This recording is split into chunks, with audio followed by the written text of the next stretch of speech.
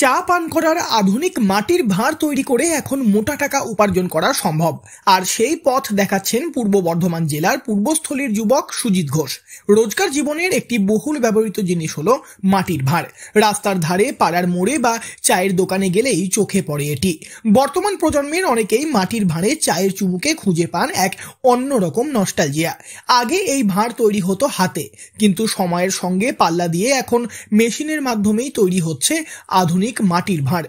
সুজিত বাবু জানিয়েছেন, এই মেশিনে শুধু ভাঁড় নয়, থালা, দইয়ের ভাঁড়, গ্লাস ইত্যাদিও তৈরি করা যায়। তবে সবচেয়ে বেশি চাহিদা রয়েছে মাটির ভাঁড়েরই।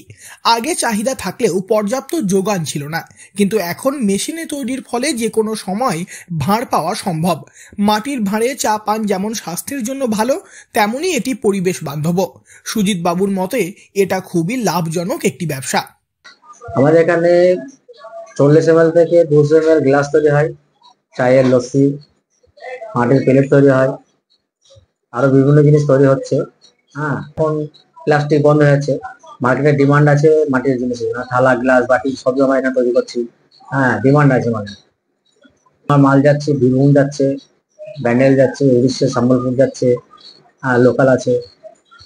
ব্যবসা শুরু করতে প্রয়োজন কেবল মাটির ভাঁড় তৈরির মেশিন ও কিছু পরিমাণ মাটি। স্থানীয় এলাকা থেকেই মাটি সংগ্রহ করা যায়, যার খরচও খুবই কম। তিনি জানান, এক ট্রাক্টর মাটি কিনতে খরচ হয় মাত্র 800 টাকা, আর সেই মাটি থেকে তৈরি করা যায় প্রায় 20 থেকে 22,000 ভাঁড়। প্রতিটি ভাঁড়ের বাজার দর 70 পয়সা থেকে 1.5 টাকা পর্যন্ত, অর্থাৎ 800 টাকার মাটি থেকে প্রায় 15,000 টাকা পর্যন্ত আয় করা সম্ভব। বর্তমানে বাজারে মাটির ভাঁড়ের চাহিদা দিন দিন বাড়ছে এবং আগামী দিনে তা আরও বাড়বে বলেই মনে করছেন তিনি। কারণ এখন সাধারণ মানুষ প্লাস্টিক বা কাগজের কাপে চা না খেয়ে মাটির ভাঁড়েই চা পান করতে পছন্দ করছেন। তাই এই ব্যবসা যেমন লাভজনক, তেমনই পরিবেশ বান্ধব। সুজিত বাবু আরও জানান, কেউ যদি এই মেশিন কিনে ব্যবসা শুরু করতে চান, তবে তাকে 10 দিনের প্রশিক্ষণের মাধ্যমে পুরো প্রক্রিয়া শেখানো হয়।